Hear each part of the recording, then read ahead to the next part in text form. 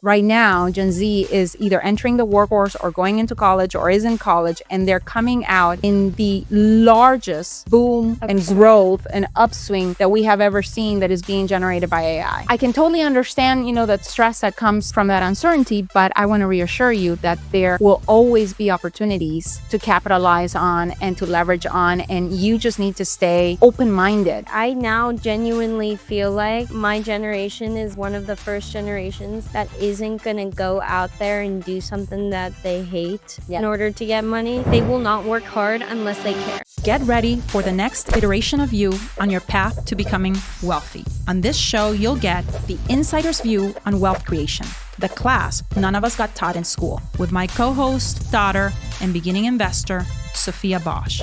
And now, let's get started. Welcome to the Becoming Wealthy podcast. I'm your host, Michelle Bosch, my co-host, Sophia Bosch. And today I had a different kind of topic in mind, Sophia. So I came across a reel. So that's me scrolling. And that talked about the different generations. And basically, it's a Harvard professor who done a study. I cannot quote the name or the name of the study, but basically where they found out that Gen Z, which is you at this point, I know you're at the tail end, but Gen Z feels kind of like disillusioned about the future. And more than anything, they don't believe, was her argument, that hard work, that focusing on something, that it would pay off. Not like the boomers did. And one of the reasons that she mentioned there was that possibly boomers basically came into the workforce, and one of the largest, growth moments in history of the country, with the Industrial Revolution, with everything manufacturing, where there is a lot of growth and a lot of opportunities. Then come the millennials, and the millennials basically enter the workforce, and they enter the workforce in a decline where there's not as much prosperity and so much growth. I will say the baby boomer that generation, the older, the older generation, they also are not retiring as early as they were because of life expectancies going up, which is a good thing, but it's also causing some issues with they're holding the higher top leadership managerial positions. And the fact that they're not retiring, those spots aren't opening up for the next generation, which is your generation. Well, no. Gen X. Yeah, Gen X. Well, I think... Gen X is holding them. Yeah. Now, because once they finally retire, Gen X then holds them. But millennials is the biggest generation ever, but they're not getting to those positions. So they're actually also making less. Yeah. And I guess millennials are in this weird downward. Yeah. And I guess you're looking at them, and you guys are disillusioned by looking at the millennials and basically thinking like they're not getting anywhere. So I wanted to ask you a question. What scares people your age most about the future, do you think? Or you in general?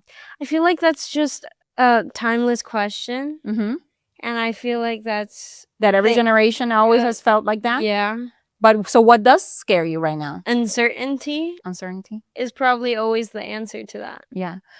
Because I want to mention also that in that study, the lady was saying, well, right now, Gen Z is either entering the workforce or going into college or is in college, and they're coming out in the largest boom and growth and upswing that we have ever seen that is being generated by AI, basically. If you know how to use the technology, if you know how to basically capitalize on it, if you're passionate about something, a particular topic, because creativity and passion around that one topic is what's going to differentiate, people in the future when everything is automated and a lot of it looks the same. And so I wanted to mention that perhaps the uncertainty, I can understand it, but that in that uncertainty, there's incredible amounts of opportunity. I can totally understand, that stress that comes, from that uncertainty, but I want to reassure you that there will always be opportunities to capitalize on and to leverage on. And you just need to stay, I would say, open-minded, not so set, I think, on a specific career path, because I think the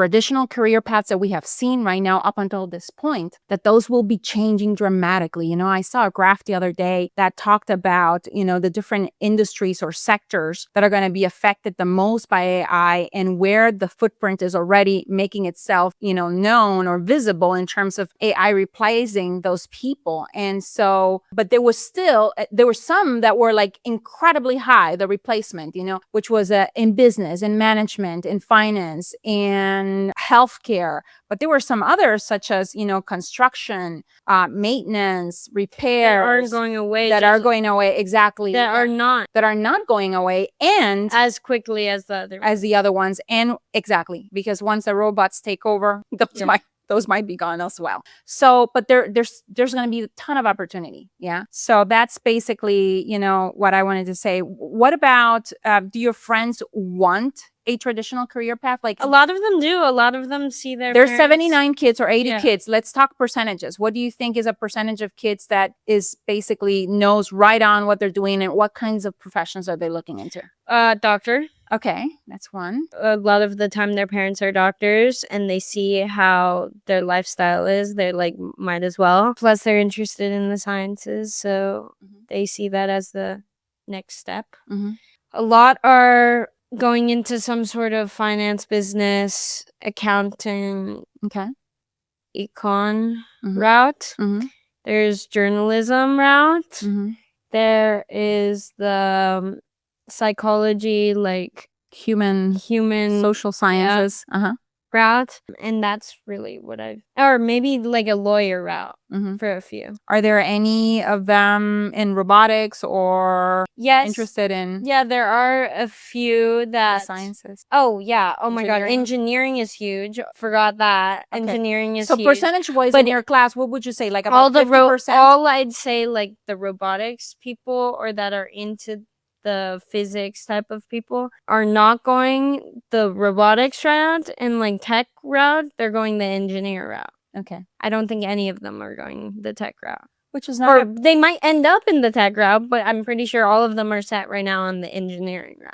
Which is not a bad thing, because engineering teaches you like first principles way of thinking and solving problems. And sometimes in a world that is super complex, we need, you know, to simplify things down to the most basic fundamental, you know, units in order to be able to solve big problems. Or at least that's what I saw or read Elon Musk talking about once to also a group of business owners.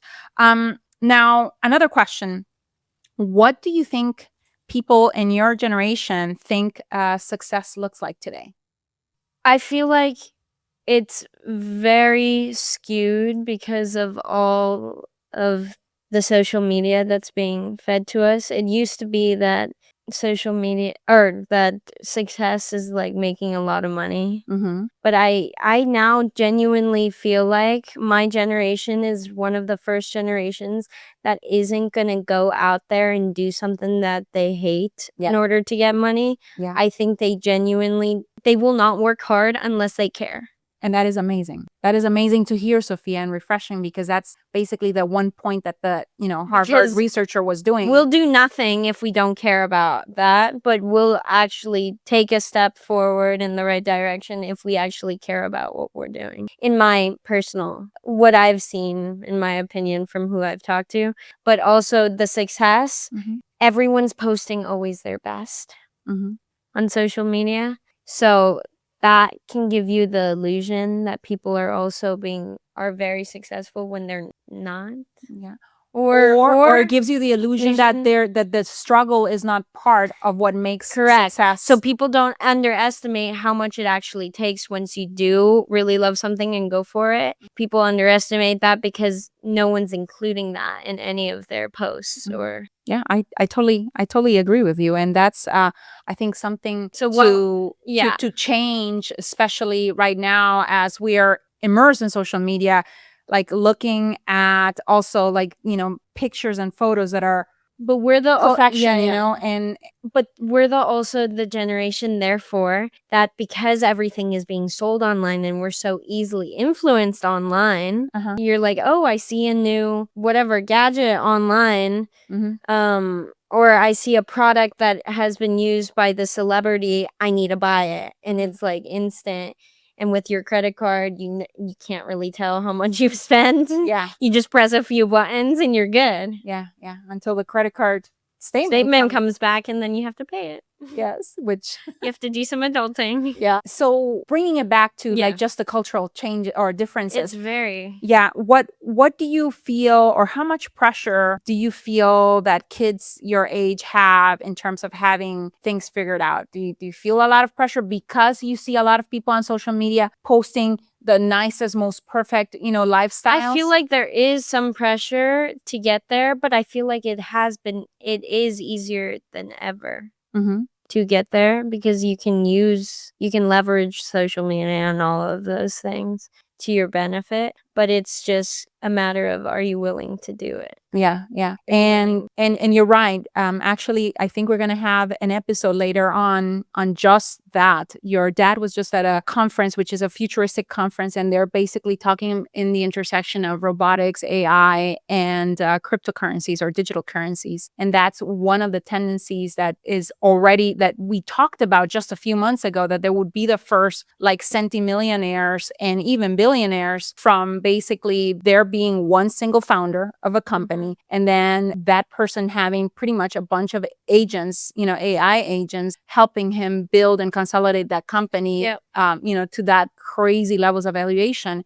And so there will be those opportunities, like you just said. So I totally agree with you. Now, what do you think, like, your parents or the parents of your classmates misunderstand about your generation? Like, how could we support you better, or where do we misunderstand you? In what way? Like, give me an example, because I don't know.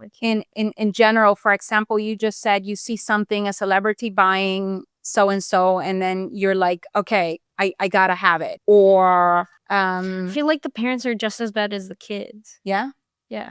Like, look at Papa ordering Amazon every single day. Like, I was gonna say, you're not getting that from me, but you are getting that from Dad. Yes. So there's a little bit of that. But how could we best support you guys to feel less uncertain, to feel less stressed about your future, and just in general, more optimistic about what's ahead? Because there is this incredible opportunity that is coming. I honestly feel like the best would be to not baby us. That's one thing.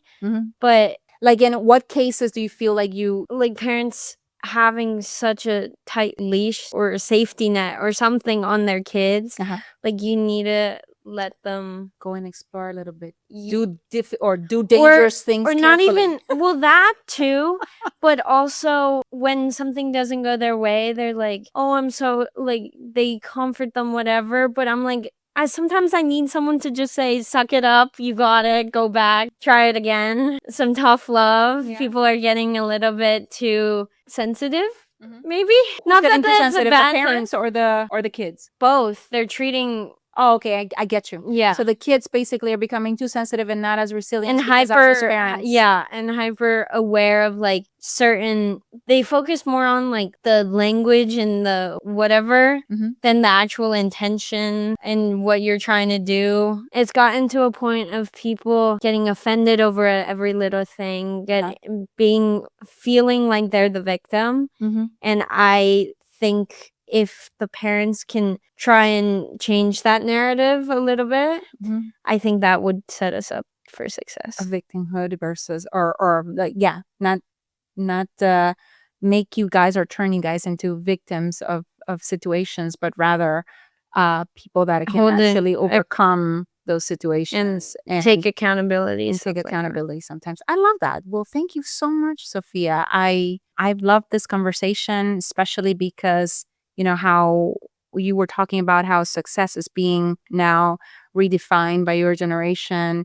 it's refreshing to hear. In my generation, it was more out of duty and obligation that sometimes we went into certain career paths. We got into certain lanes. I think that also success, it might just be my algorithm, Uh-huh. but it's feeding me so many, like, travel the world, all like with the beautiful locations, beautiful hotels, service. But it's feeding me the Yada, same. yada. It's feeding me the same too. And you know what? I think it's because now I'm at an age where I'm like, okay, I worked hard. I see the fruits of my work. And now I really can exercise that freedom that I worked so hard with. Freedom of money, time, relationships, purpose, that it's now also showing me that, and I am also interested in that. And even though my 20s were all about hard work and duty and obligation, now I'm also thinking, wow, in my 20s I wished I would have traveled more. So now that I'm about to become an empty nester, I'm thinking, wow, I need